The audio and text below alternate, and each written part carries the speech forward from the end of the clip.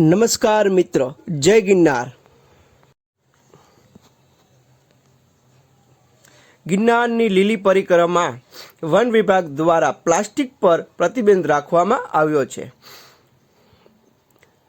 તમે જોઈ શકો છો વન વિભાગના સ્ટાફ દ્વારા કેવું ચેકિંગ કરવામાં આવે છે.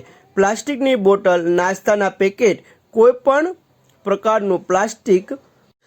પણ પ્રકારની પ્લાસ્ટિકની વસ્તુ જંગલમાં લઈ જવા દેવામાં આવતી નથી.